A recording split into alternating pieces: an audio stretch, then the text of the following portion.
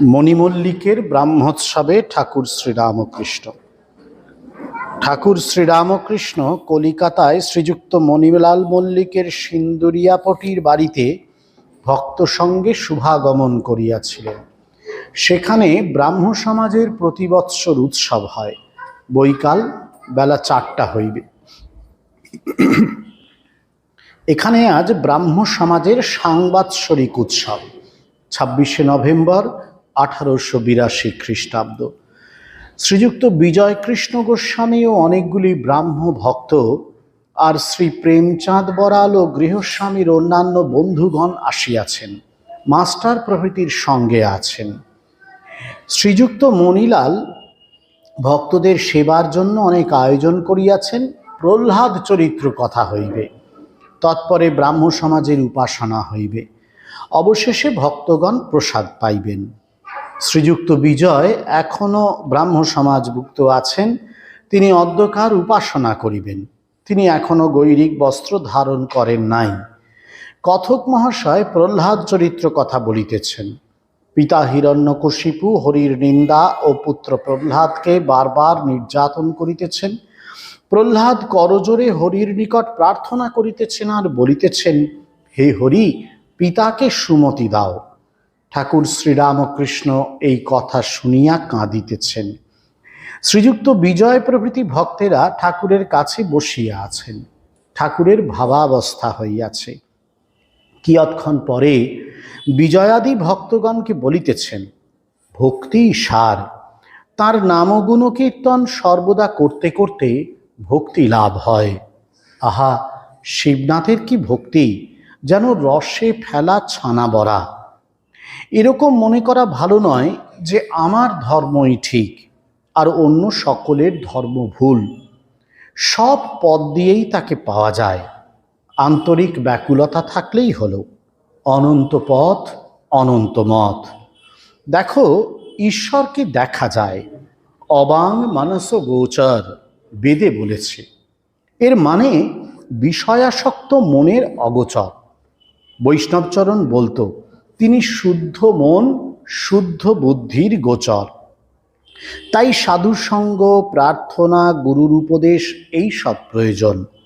তবে চিত্তশুদ্ধি হয়, তবে তার দর্শন হয়।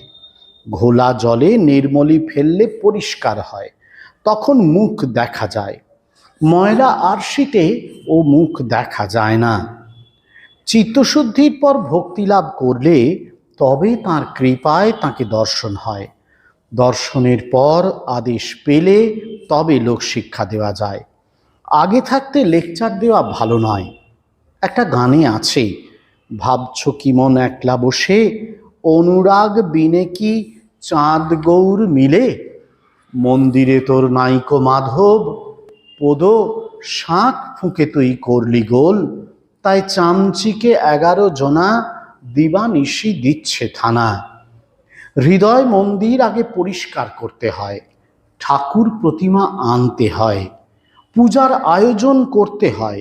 কোনো আয়োজন নাই, ভোঁ ভোঁ করে শাঁখ বাজানো, তাতে কি হবে? এইবার শ্রীযুক্ত বিজয় গোস্বামী বেদিতে বসিয়া ব্রাহ্ম সমাজের পদ্ধতি অনুসারে উপাসনা করিতেছেন। উপাসনান্তে তিনি ঠাকুরের কাছে আসিয়া বসিলেন। শ্রীরামকৃষ্ণ বিজয়ের প্রতি, আচ্ছা, তোমরা অত পাপ পাপ বললে কেন? 100 বার আমি পাপী বললে তাই হয়ে যায়। এমন বিশ্বাস করা চাই যে তার নাম করেছি, আমার আবার পাপ কি? তিনি আমাদের বাপ মা। তাকে বলো যে পাপ করেছি আর কখনো করব না। আর তার নাম করো, তার নামে সকলে দেহ মন পবিত্র করে, জিহ্বাকে পবিত্র করো। ঠাকুর এখানে ভক্তি, বিশেষত নাম প্রেম ভক্তির যে মাহাত্ম্য, সেই মাহাত্ম্যের কথা অভিব্যক্ত করছেন। আমরা শুরুতেই দেখি প্রহ্লাদের কাহিনীর উল্লেখ রয়েছে।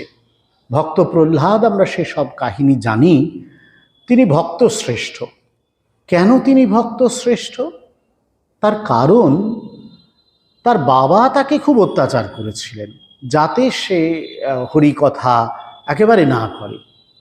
এমন একটা বিরুদ্ধ পরিবেশে থেকে এমন অত্যাচার নির্যাতন সয়েও প্রহ্লাদ কিন্তু হরিকথা ছাড়েনি, তার ইষ্টের নাম ছাড়েনি। তাকে মৃত্যুর মুখোমুখি হতে হয়েছে, আরও অনেক নির্যাতন সহ্য করতে হয়েছে, তবু সে মনে করেছে যে এ সব কিছুই ভগবানের দান। এটাই যেন ভগবান তাকে পরীক্ষা করাচ্ছেন। অদ্ভুত সুন্দর এখানে একটা প্রসঙ্গ আছে, সেখানে দেখা যাচ্ছে যে প্রহ্লাদ ভগবানের কাছে প্রার্থনা করছে, হরির কাছে প্রার্থনা করছে। সে অনেক মূল যে ভাগবতে আছে প্রহ্লাদ কথা, সেখানে তার অনেক প্রার্থনার কথা আছে, কিন্তু এই প্রার্থনাটি ভারী মজা। প্রার্থনার বিশদ বিবরণ এখানে আমরা দিচ্ছি না, কিন্তু ঠাকুর যে কথামৃতে যে প্রসঙ্গটি মাস্টারমশাই তুলেছেন, প্রার্থনাটি বড় মজা। কি প্রার্থনা করছে? প্রহ্লাদ বলছে যেন হরি তার পিতাকে সুমতি দেন। ভগবান তার পিতাকে যেন সুমতি দেন। বাবা তাকে অত্যাচার করছেন, বাবা তাকে কষ্ট দিচ্ছেন, বাবা তাকে হরিকথা করতে দেবেন না, এইসব তো ঘটছে। কিন্তু প্রহ্লাদের যে প্রার্থনা, সে প্রার্থনার একটি প্রার্থনা, মানে বিরাট যে প্রার্থনা ভাগবতে নিহিত আছে, অপূর্ব সুন্দর, তার মুখ্য একটি বক্তব্য হচ্ছে যে ভগবান যেন তার বাবাকে সুমতি দেন। সুমতি দেন মানে কি? মানে হচ্ছে ভগবান যেন তার বাবার মধ্যে এই হরিভক্তি, ভগবত ভক্তি জাগ্রত করেন। যদি ভগবত ভক্তি জাগ্রত না করেন তাহলে সমস্যা হবে। প্রহ্লাদ বলতেই পারতো আমাকে হরি তুমি অন্য জায়গায় নিয়ে চলে যাও, এই রাজ্যে আমি আর থাকবো না। প্রহ্লাদ সে কথা বলেনি, কিন্তু প্রহ্লাদ তার প্রার্থনার মধ্যে এ কথাটি বলেছে যে তার বাবাকে যেন ভগবান সুমতি দেন, সুবুদ্ধি দেন। অর্থাৎ তার বাবা যদি হরিভক্তি পরায়ণ হয় তাহলে বাবার কল্যাণ হবে। বাবা হরিভক্তি পরায়ণ হলে তো বলার অপেক্ষা রাখে না যে ন্যাচারালি আর প্রহ্লাদের উপর অত্যাচার করবে না, এটা তো কমন ব্যাপার। কিন্তু সেটির দিকে প্রহ্লাদের অত নজর নেই। নিজের ব্যাপারটা নিয়ে প্রহ্লাদ কিন্তু অত ভাবতে রাজি বা অত ভাবেননি। কষ্ট পেয়েছেন, যখন কষ্ট পেয়েছেন ভগবানকে ডেকেছেন, হরিকে ডেকেছেন, হরি তাকে রক্ষা করেছেন, সব ঠিক আছে। কিন্তু তার প্রার্থনার একটি মুখ্য বক্তব্য হচ্ছে এই যে যেন তার বাবার সুমতি হয়, অর্থাৎ বাবা যেন ভগবত ভক্তি লাভ করেন। হরির প্রতি এই বিদ্বেষ, ভগবানের প্রতি এই বিদ্বেষ যেন তার বাবার না থাকে। তার কারণ প্রহ্লাদ জানে এই ভক্তিহীনতা, এই হরিবিদ্বেষ, এই ভগবত বিদ্বেষ আসলে তার বাবাকে পাপ অর্জন করাচ্ছে। বাবা সেটা বুঝতে পারছে না। বাবা এই পাপ অর্জনের ফলে সংসারে বিষয়ে ক্রমাগত আসক্ত হবে, লোভে মোহে আসক্ত হবে, বাবার কখনো মুক্তি হবে না। এই হচ্ছেন আসল ভক্ত, যে ভগবানের শুধু করুণা চায় তা নয়, অন্যের জন্যও ভগবানের করুণা চায়। এই কারণেই তিনি ভক্ত শ্রেষ্ঠ। এটি শুনে ঠাকুরের অদ্ভুত একটি ভাবান্তর হয়েছে। এই ভক্ত প্রহ্লাদের যে অপূর্ব ভক্তি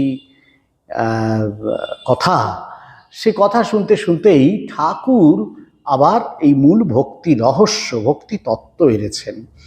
এবং সেখানে তিনি বলছেন যে সমস্ত কিছুর মূল হচ্ছে ভক্তি। আত্মা রামস্য মুনয় নির্গ্রন্থি অপি উরুক্রমে, আত্মা রামস্য মুনয় নির্গ্রন্থ, আত্মা রামস্য মুনয় নির্গ্রন্থি অপি উরুক্রমে কুর্বন্তি অহৈতুকি ভক্তিম ইত্থম ভূত গুণোহনি। আত্মারাম মুনিরা, আত্মারামস্য মুনয়, হ্যাঁ, এই যে আত্মারাম মুনি, তারা নির্গ্রন্থি, তাদের তো কোনো অসুবিধা নেই, ব্রহ্মজ্ঞান হয়ে গেছে, তাদের আর অসুবিধা কি আছে? তবুও তারা কিন্তু ভগবানের প্রতি তাদের ভালোবাসা অসাধারণ, তারা ভক্তি করেন তাকে। ইত্থম্ভূত গুণ হরি, হরির এমনই গুণ যে ভগবানের নাম তাঁরাও ছাড়তে পারেন না। আপনারা দেখুন না, ব্যাসদেব, তাঁর তো নিশ্চয়ই অদ্বৈত জ্ঞান হয়েছিল, না হলে সব অদ্ভুত অদ্ভুত সব সংকলন রচনা করলেন কি করে? ব্রহ্মসূত্র তিনি সংকলন করেছেন, অসম্ভব, এত করতেই পারতেন না। বেদ তিনি সংকলন করে বিভাগ করলেন, করতেই পারতেন না। নিশ্চয়ই তার সেই অপূর্ব, তিনি অবতার বটে, সেই জন্যই তার নিশ্চয়ই এই ব্রহ্মজ্ঞান হয়েছিল। কিন্তু তারপরেও, সমস্ত কিছু করার পরেও ব্যাসদেবের মনে হয়েছে কিছু যেন বাকি থেকে গেল, সব যেন করা হলো না। কি করা হলো না? তখন তিনি এই পুরাণ রচনা করতে বসলেন এবং ভাগবত মহাপুরাণ তিনি রচনা করলেন, যে ভাগবত মহাপুরাণের মধ্য দিয়ে ভগবানের নাম ও গুণকীর্তন করে তিনি কিন্তু তৃপ্ত হলেন। সুতরাং এটি একটি দৃষ্টান্ত। আচার্য শঙ্করের জীবনে আমরা এই দৃষ্টান্ত দেখতে পাই। কি অসাধারণ তার জ্ঞান! এতগুলো উপনিষদের ভাষ্য লিখেছেন, ব্রহ্মসূত্রের ভাষ্য লিখেছেন, অদ্বৈত মতবাদ প্রচার করেছেন, কিন্তু সেই তিনি ভক্তির দ্বারা তার অন্তর যেন প্লাবিত। তার যে অপূর্ব অপূর্ব শ্লোকগুলো আছে, আপনারা আমরা সবাই পড়ি, গঙ্গার স্তোত্র, চিন্তা করুন, দেবী সুরেশ্বরী ভগবতী গঙ্গে ত্রিভুবন তারিণী তরণ তরঙ্গে শঙ্কর মৌলিনী বাসিনী বিমলে মমমতি রাস্তাম তব পদ কমলে। এই তো ভক্তির মহিমা নিজের মধ্যে উপলব্ধি না করলে হয় না। সেই জন্য দেখা যাচ্ছে যে যত বড় বড় জ্ঞানীরা হন না কেন, অদ্বৈত মত তারা প্রচার করে থাকুন, নিশ্চয়ই সেটি একমাত্র, সেটি শেষ কথা ঠাকুর বলেছেন, কিন্তু ভগবানের প্রতি ভক্তি সেটি যেন আমাদেরকে একটি অন্য লোকে নিয়ে যায়।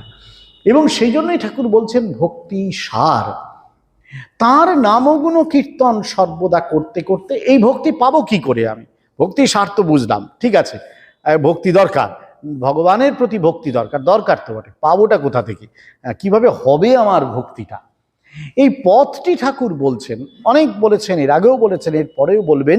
এখানে একটি বাক্যে বলছেন, তার নামগুণ কীর্তন করতে করতে, সর্বদা করতে করতে ভক্তি লাভ হয়। ভগবানের নাম ও গুণ কীর্তন, যত আমরা ভগবানের নাম করি, ভগবানের লীলা কীর্তন করি, এবং এটা যত আমরা বাড়াতে পারি, ততই কিন্তু ভগবানের প্রতি আমাদের ভালোবাসা জন্মায়। একবার করলাম, দুবার করলাম, ছেড়ে দিলাম, এটিতে হয় না।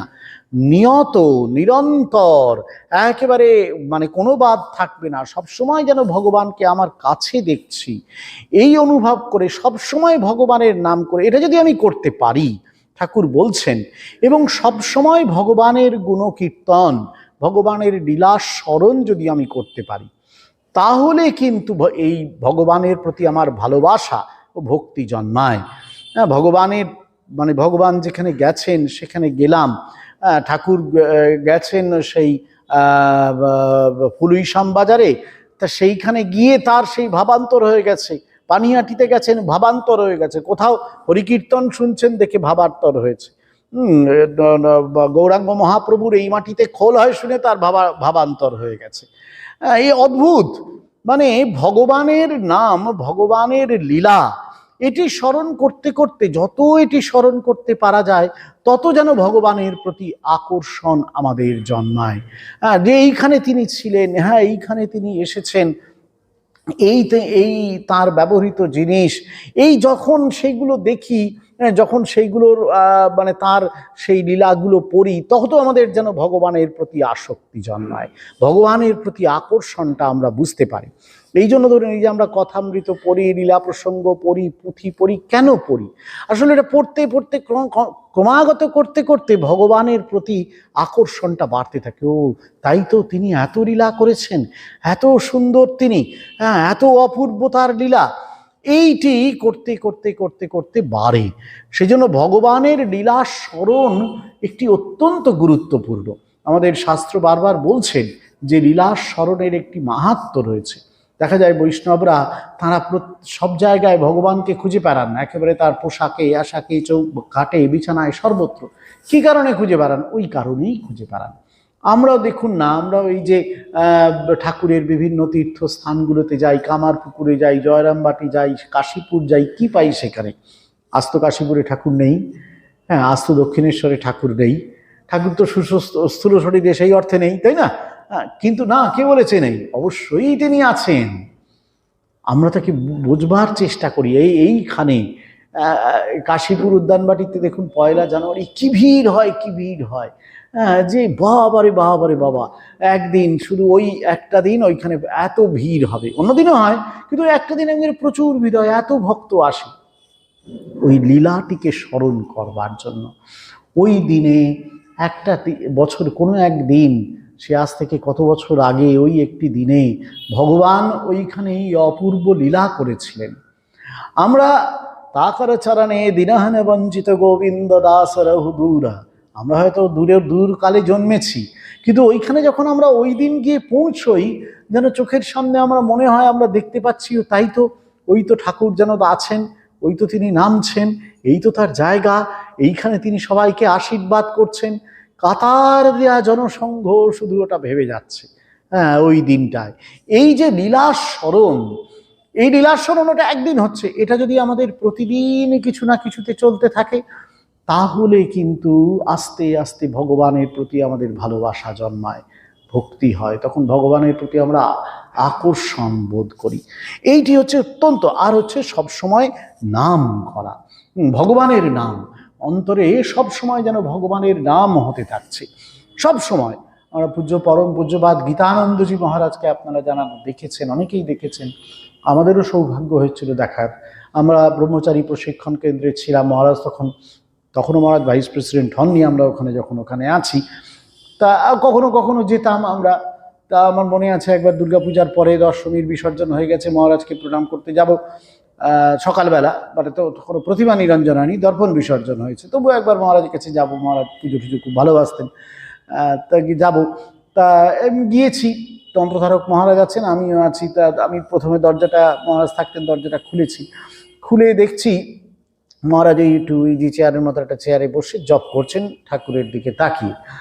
তা আমরা ভাবছি ডাকবো কি ডাকবো না। তা তখন যা হোক আস্তে করে মহারাজ চোখ তুলে তাকালেন, ও তোমরা এসো। গেলাম, তা প্রণাম করলাম, প্রণাম করে বলেন, হ্যাঁ এই তো মায়ের পূজা শেষ হলো, মায়ের কথাই ভাবছিলাম, আর কি ভাবার আছে বলো, তাকে ছাড়া, তাই মায়ের কথাই ভাবছিলাম, মায়ের নামই করছিলাম। একটা অনুক্ষণ যেন এই ভাবের মধ্যে তিনি থাকছেন। এটি যারাই তার কাছে গেছেন তারা সবাই প্রত্যক্ষ করেছেন, যে অনুক্ষণ একটা নিত্য যেন ওই ভাবের মধ্যে তিনি বিরাজ করছেন। এটি একটা অসাধারণ মানে দৃশ্য। ওনাকে দেখে আমরা বুঝতে পারতাম অনুক্ষণ নাম, সর্বদা নাম কিভাবে করতে হয়। এটি অসাধারণ অনুপ্রেরণার দৃশ্য। ঠাকুর সে কথা বলছেন এইভাবে ভক্তি লাভ হয়। তাহলে এই ভক্তিকে লাভ করতে গেলে আমাদের এই অনুক্ষণ নাম কীর্তন, তার লীলা কীর্তন, গুণকীর্তন করতে হবে। তারপর শিবনাথের দৃষ্টান্ত দিয়েছেন। তারপর বলছেন, এরকম মনে করা ভালো নয় যে আমার ধর্মই ঠিক আর অন্য সকলের ধর্ম ভুল, সব পথ দিয়েই তাকে পাওয়া যায়, আন্তরিক ব্যাকুলতা থাকলেই হলো। অনন্ত পথ, অনন্ত মত। আমরা এটা অনেক সময় যত মত তত পথ বলি, ঠাকুর মত পথ আবার এই শব্দ বাক্য ব্যবহার করেছেন, অনন্ত মত, অনন্ত পথ।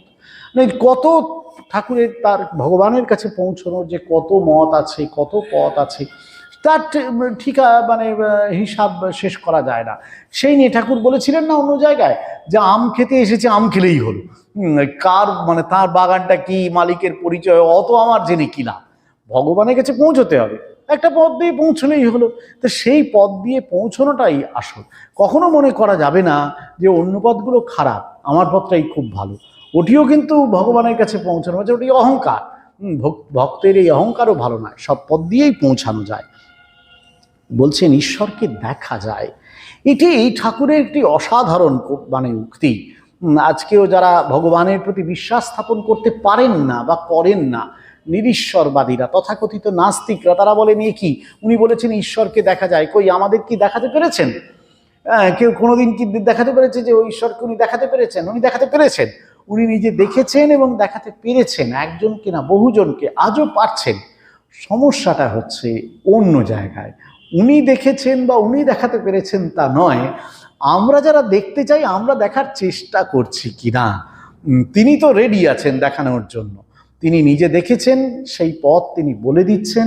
সেই আমাদেরও তো প্রস্তুতি লাগবে। যে কোনো ক্ষেত্রে ধরুন পরীক্ষায় পাশ করতে গেলে তো পড়াশোনা করতে হয়, নানান রকম। এখন সেই দেখুন এই যে জয়েন্ট এন্ট্রান্স, মেডিকেল, বাবারে বাবা, আমি তো দেখি ছেলেমেয়েরা যে পড়াশোনা করে কত সব নিজেরা পড়াশোনা করছে, কোচিং যাচ্ছে, তারপর সে অনলাইন কোচিং, অফলাইন কোচিং, মাথা খারাপ করে দেয়। আর আমাদের স্কুল আছে তো, এরা তো আর বাইরে টাইরে যায় না। এদেরই জন্য আমাদের হেডমাস্টার মহারাজ কত সব ব্যবস্থা করেন। হ্যাঁ, ভেতরেই সব কিছু ব্যবস্থা চলছে, এক্সট্রা ক্লাস নিচ্ছে, স্কুলের টিচাররা নিচ্ছেন, এমনি ক্লাস হচ্ছে, তারপর মক টেস্ট হচ্ছে। এত কেন হচ্ছে? না করলেই তো হতো, তাই না? ওই একটা লক্ষ্যে সে পৌঁছবে, সেই জন্য চেষ্টা করছে, এটি সাধনা। তা বাইরের জগতে কিছু পাওয়ার জন্য সাধনা যদি করতে হয়, তাই ভেতরের জগতের জিনিসকে পাওয়ার জন্য সাধনা করা যাবে না? চেষ্টা না করলেই পাওয়া যাবে? এটা তো অদ্ভুত ব্যাপার। চেষ্টা করতে হয় আমাদেরকে। সেই চেষ্টাটা করতে করতে মন সেই জায়গায় যায় যখন তাকে দেখা যায়। ঠাকুর নিজে বলছেন দেখা যায়। তিনি দেখেছেন, তিনি ঈশ্বর জানিত পুরুষ, তিনি দেখেছেন এবং তিনি বলছেন দেখা যায়, ঈশ্বরকে দেখা যায়। অবাং মানস গোচর বেদে বলেছে। তার বেদে বলছেন, কি বলছে? যে তিনি বাক্য মনের অতীত, বাক মন তার অগোচর, তাকে জানতে দেয় না। তার মানেটা কি? তার মানে কি তাকে জানা যাবে না? না না, তার মানে ঠাকুর খুব সুন্দর বলছেন এর মানে হচ্ছে বিষয়াসক্ত মনের অগোচর। যে মনটা বিষয়ে লিপ্ত হয়ে আছে, সে কি করে নির্বিষয় ভগবানকে পাবে? বুঝতে পারবে না তো, এ তো ন্যাচারাল ব্যাপার ধরুন, তাই না? মানে আজকে একটা ভারী মজার ঘটনা ঘটেছে। আমি তখন অফিসে আছি, তা একজন মা তার বাচ্চা একটি ছেলেকে নিয়ে এসেছেন। তার বক্তব্য হচ্ছে যে ছেলেটি একটুও পড়াশোনা করছে না, সে অন্যদিকে নানান কিছু তার মন, কিন্তু পড়াশোনা সে কিছুতেই করবে না। কেন পড়াশোনা করছে না? অনেক কারণ আছে। হয়তো দেখা গেল সে মোবাইলে আসক্ত। এখন মোবাইলে যদি মনটা থাকে, তাহলে পড়াশোনায় মনটা আসবে কি করে? অথবা অন্য খেলাধুলায় হয়তো পুরো সময়টা তার চলে যাচ্ছে, তাহলে পড়াশোনায় কি করে আসবে? এটা তো কোনো মানে স্বাভাবিক ব্যাপার। মানে একটা বিষয় যদি মনটা থাকে, আরেকটা বিষয় তো মনটা আসতে পারবে না। সুতরাং যদি এই সংসারের দিকে আমাদের মন থাকে, তাহলে ভগবানের দিকে মন যাবে না। এ তো স্বাভাবিক ব্যাপার। একটু ভাগ ভাগ করে রাখা যেতে পারে, নিশ্চয়ই একটু ভাগ ভাগ করে রাখা যেতে পারে, আর সংসারে থেকেও ভগবানের দিকে মন দেওয়া যেতে পারে। কিন্তু তখন এটা মনে করতে হয়, শাস্ত্র বলছে, ঠাকুরও বলেছেন, যে এই সংসারটা তাঁরই সংসার। ঠাকুর বলেছেন নাবালকেরই অছি।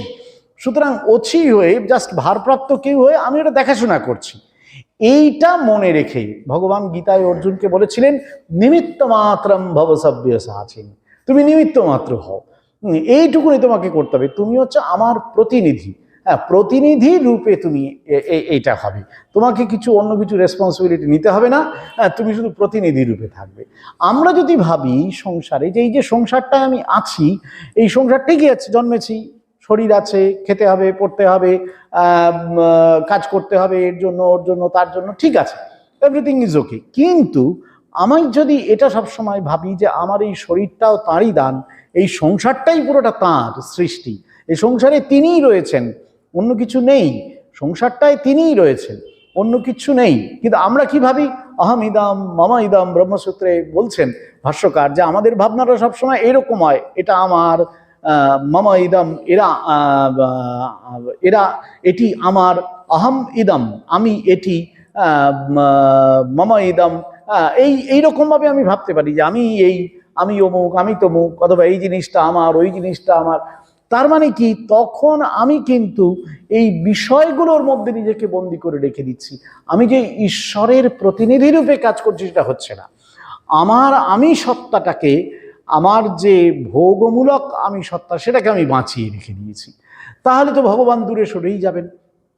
যদি আমি মনে করি যে আমিও ভগবানের সৃষ্টি, সংসারটাও ভগবানের সৃষ্টি, এটাই ভগবানের লীলা, যে তিনি আমাকে পাঠিয়েছেন এই সংসারে তার লীলা পোষ্টাই করবার জন্য, আমি সেটা করে যাচ্ছি, তাহলে দেখা যাবে পুরো সংসারটা তখন ভগবানময় হয়ে যায়, আমিও তখন ভগবানময় হয়ে যাই, এবং তখন ভগবানের সঙ্গে আমার যোগটা তৈরি হয়। তার আগে পর্যন্ত কিন্তু আমার ঠিক যোগ তৈরি হবে না। ওই 50% টাইম সংসারে দিলাম, 50% টাইম ভগবানে দিলাম, এই কিন্তু কিছুতেই হবে না। আমার খুব একটা ভারী মজার জিনিস মনে আছে। পরম পূজ্যপাদ দিব্যানন্দজি মহারাজকে আপনারা জানেন, মহারাজ অপূর্ব অসাধারণ তো মানুষ, আমাদের সঙ্গগুরু একজন। আমরা তখন সারদা পীঠে আছি, তো সারদা পীঠে ভক্ত সম্মেলন হয়, এখানেও হয়, এখানেও ঘটে, একই ঘটনা ঘটে, সর্বত্রই মনে হয় কম বেশি একই ঘটনা ঘটে। তা মহারাজ, আমি আরও 2-3 জন সাধু আমরা মঞ্চে গিয়ে বসেছি যে এবার ভক্ত সম্মেলন শুরু হবে। তা যাই হোক, আমরা বসেছি, তখন ভক্তরা প্রায় সবাই এসে গেছেন। তা একজন ভক্ত বোধহয় তার সিটে, তার এসে সিটে বসেছিলেন, বসে তার সিটে একটা রেখেছেন, মানে ওই বোধহয় তার কিছু ফাইলপত্র বইগুলো রেখে একটু গেছেন, বোধহয় ওয়াশরুম টোয়াশরুম কোথাও যেতে পারেন বা বাইরে কোনো কারণে গেছেন। তিনি যে রোটায় বসেছেন তার পরের রোটায় ফাঁকা আছে, হলের মাঝামাঝি পরের রোটায় ঠিক একই সিটটা ফাঁকা আছে। তা এবার আরেকজন চলে এসেছেন, তিনি এসে তার মনে হয়েছে যে এই রোটাতে বসতে বোধহয় ভালো। তিনি অদ্ভুতভাবে কাউকে কিছু জিজ্ঞাসা না করে ওইগুলোকে তুলে পরের সিটটায় রেখে ওইটাতে বসে পড়েছেন। আচ্ছা, এটা গেল নাটকের প্রথম দৃশ্য। হ্যাঁ, এবার দ্বিতীয় দৃশ্যে দেখা গেল মূল যিনি, তিনি আবির্ভূত হয়ে গেলেন। এবার তিনি আবির্ভূত হয়ে বললেন, আপনি এটাই কি করে বসলেন? এটাই তো আমি জিনিস রেখে গিয়েছি। বলছে, আপনি জিনিস রেখে চলে গেছেন কেন বাইরে? সেই জন্য আমি বসে পড়েছি। ওমা, দুজনে ঝগড়া লাগিয়ে দিলেন। দিব্যানন্দজি মহারাজ, পূজনীয় দিব্যানন্দ মহারাজ আমাকে বলছেন, দেখো ভক্ত সম্মেলন করতে এসে কিরকম ঝগড়া করছে। হ্যাঁ, খুব মজার ঘটনা একেবারে এটি। পূজ্যপাদ মহারাজজি বলছেন, দেখো এই মানে মজাটা হচ্ছে এই যে আমরা ভক্ত সম্মেলন করতে ভগবানের নাম করতে এসেছি, একটা সিটের জন্য যদি মারামারি করি তাহলে ভগবানের জন্য ভগবানকে পাবো কি করে? কিন্তু ওটাই আমাদের মানে বোধের মধ্যে থাকে না যে এটা তো ভগবানের নাম করতে, ভগবানের নাম টাম করার আগেই দেখা গেল একটা সিট নিয়ে ঝগড়া, আবার ভগবানের নাম শেষ হয়ে গেল, দেখা গেল মহারাজকে প্রণাম করবার জন্য ঝগড়া। সবাই সব মজার মজার ব্যাপার চলতে থাকে। তো তার মানেটা হচ্ছে এই যে আমাদের মূল লক্ষ্যটা হওয়া উচিত কিন্তু এই সংসারটাকে ভগবানময় করা, সেটি ঠাকুর বলছেন। মনটা যদি এরপরেই এই জন্য বলছেন যে যদি চিত্তশুদ্ধি হয় তবে তার দর্শন হয়। ঘোলা জলে নির্মলি ফেললে পরিষ্কার হয়, তখন মুখ দেখা যায়। ময়লা আরশিতে ও মুখ দেখা যায় না। মনটা তো ময়লা আরশি, আয়নার মতন হয়ে রয়েছে, তাহলে তো সেখানে ভগবানের মুখ আমি দেখতে পাবো না কিছুতে, এটা স্বাভাবিক ব্যাপার, এটা তো কিছু নতুন ব্যাপার নয়। সেই জন্য আমার মনটাকে শুদ্ধ করতে হবে। ভগবানের নাম গুণকীর্তন করতে করতে মনটা শুদ্ধ হবে, এবং মনটা শুদ্ধ হওয়াটাও লক্ষ্য। মনটা শুদ্ধ হলে তখন ভগবানকে আমি সেই মনে দর্শন করতে পারবো, তখন আমার ভিতরে বাহিরে তুমি সর্বত্র রয়েছো এই কথা তখন বলতে পারবো। আমার ভিতরে বাহিরে, হ্যাঁ, সর্বত্র তুমি বিরাজিত, এটি তখন বলতে পারবো। তার আগে পর্যন্ত কিন্তু বলতে পারি না, মুখে বলতে পারি, এইসব লেকচার টেকচার দিতে পারবো, কোনো অসুবিধা নেই, হ্যাঁ, কিন্তু মনের মধ্যে সেটি কিন্তু স্থায়ী হবে না। ভগবানকে যতক্ষণ না এইভাবে দেখার জন্য আমরা শুদ্ধ মন তৈরি করছি। ঠাকুর বলছেন, বৈষ্ণবচরণ বলতো তিনি শুদ্ধ মন শুদ্ধ বুদ্ধির গোচর। এই শুদ্ধ মন আর শুদ্ধ বুদ্ধি এটি যদি আমাদের হয়, তাহলে কিন্তু সত্যিকারের আমাদের ভগবান দর্শন হয়। খুব সুন্দর বলছেন, আগে থাকতে লেকচার দেওয়া ভালো নয়, দর্শনের পর আদেশ পেলে তবে লোকশিক্ষা দেয়া যায়।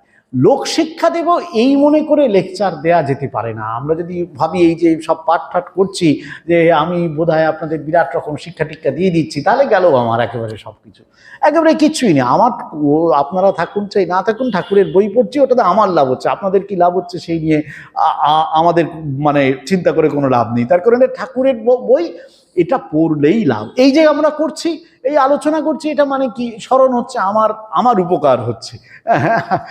আপনার উপকার হচ্ছে কিনা আমরা তো বলতে পারবো না কিছু, আমার উপকার হচ্ছে নিশ্চয়ই। যে শুনবে, ভাগবতে বলেছেন যিনি বক্তা যিনি শ্রোতা সবাই শুদ্ধ হন, নিশ্চয়ই।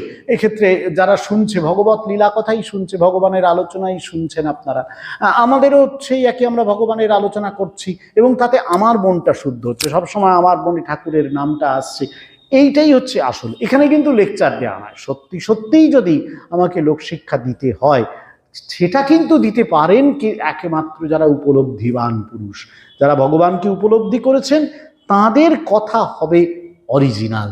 তারা যে কথা বলবেন সেই কথাটা একেবারে শাস্ত্রের সঙ্গে মিলে যায়, তাদের কথাই হয়ে ওঠে শাস্ত্র।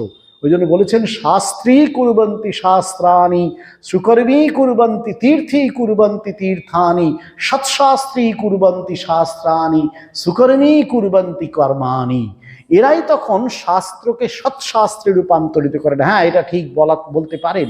তীর্থের তীর্থত্ব দান করতে পারেন তারা, কর্মকে সুকর্মে পরিণত করতে পারেন।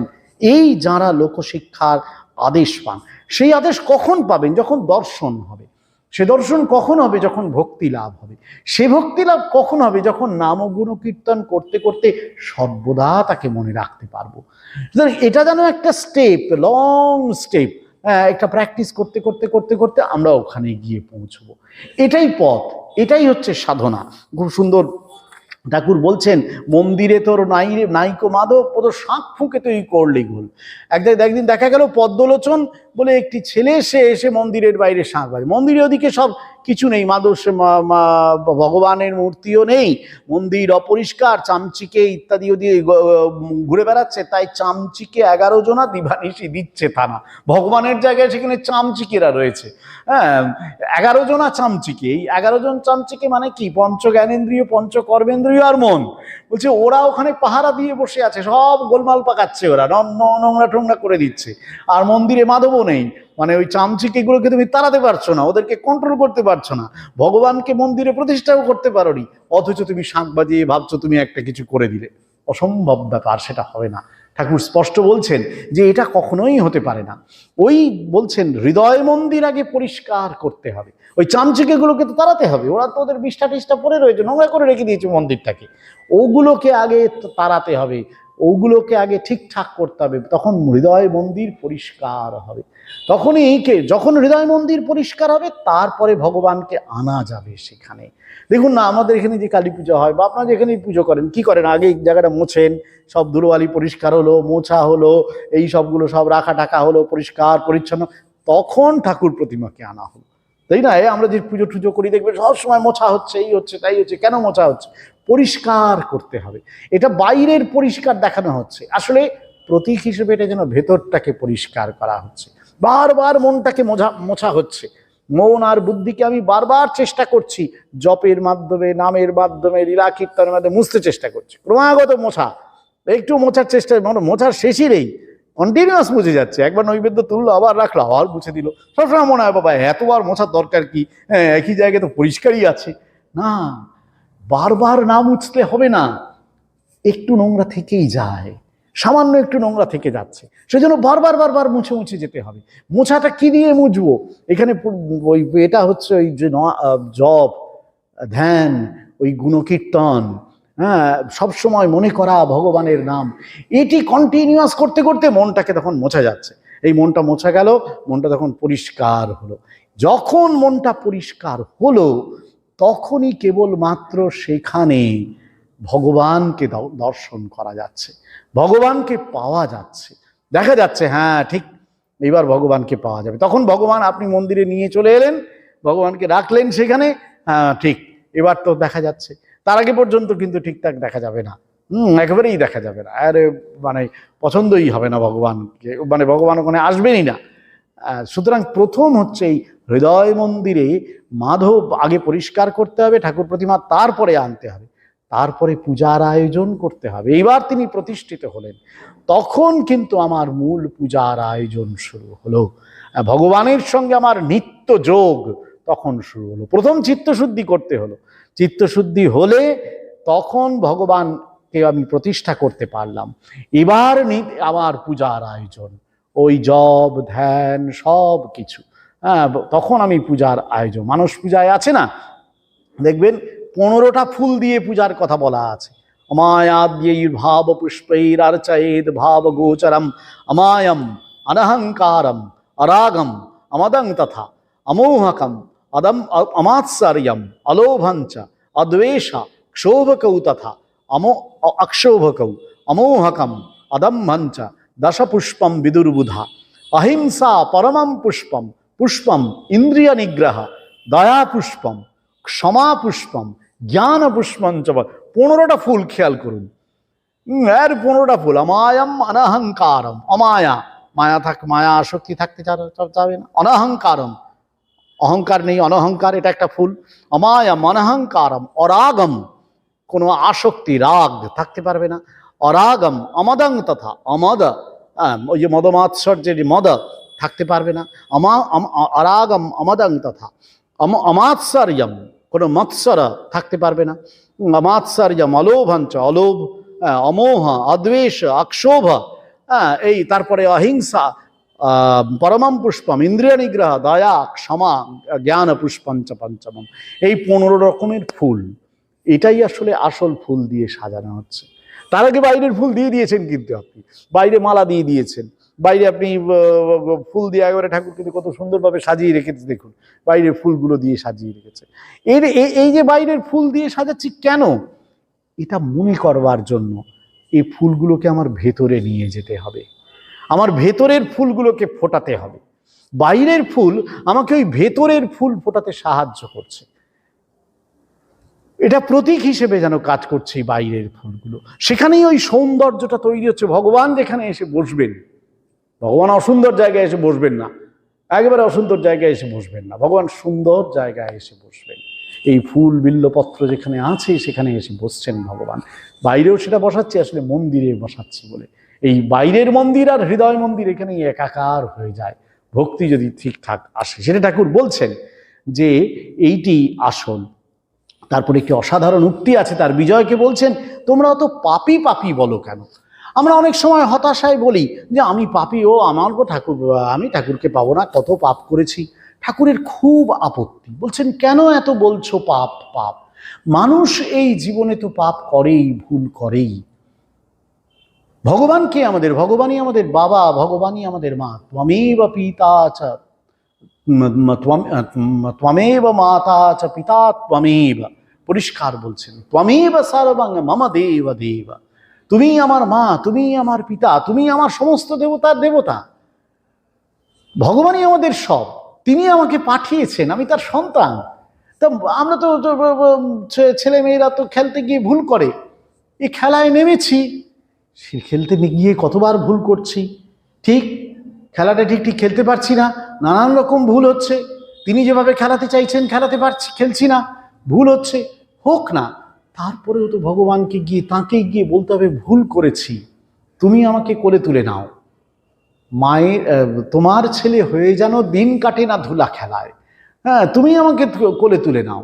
মা তাই কোলে তুলে নেবেনি, নেনই তিনি আমাদেরকে। আমরা বুঝতে পারছি না আমাদের সমস্যা, আমরা নিজেকে পাপি পাপি, ও আমি পারবো না, আমি পারবো না বলে আমি নিজেকে দূরে সরিয়ে রেখে দিয়েছি। ঠাকুর বলছেন না, আমরা যদি চেষ্টা করি, আমরা যদি নিরন্তর চেষ্টা করে যাই এবং ভগবানের উপরেই যদি শরণাগতি থাকে, যা ভুল করেছি জীবনে তা যদি ভগবানের উপর আমরা অর্পণ করতে পারি, ঈশ্বরের উপর অর্পণ করতে পারি, তিনি আমাকে রক্ষা করেন, তিনি আমার সমস্ত পাপ ধুয়ে মুছে আমাকে কোলে তুলে নেন।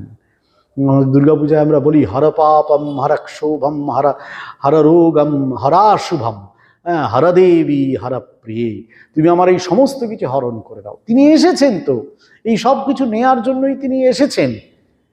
তিনি এই সংসারে আমার সমস্ত ধুলোকাতা মুছিয়ে যাবার জন্য তিনি এসেছেন। তিনি জানেন আমি ভুল করব, তারপরে যদি আমি তার শরণাগত হতে পারি, তিনি আমাকে সব কিছু ধুলো মাটি কাদা সব মুছিয়ে দিয়ে তিনি আমাকে কোলে তুলে নেবেনি। আমি শুধু বুঝতে পারছি না সমস্যাটা আমার, আমি ভাবছি আমি পাপী, আমি পাপী। ঠাকুর আপত্তি করছেন, বলছেন না, ভক্ত কখনো পাপী হতে পারে না। ভক্ত সবসময় ভগবানের উপর নির্ভরশীল হবে, এবং সেই নির্ভরশীলতা, এই শরণাগতি, নিত্য শরণাগতির তত্ত্ব, এই শরণাগতি ভক্তকে ভগবানের কাছে নিয়ে যাবে। এই শরণাগতি ভক্তকে ভগবানের সঙ্গে অভিন্নতা অনুভব করাবে। ভক্ত ভাববে আমি তুমি, তুমি আমি, তোমার সঙ্গে আমার আর কোনো পার্থক্য নেই।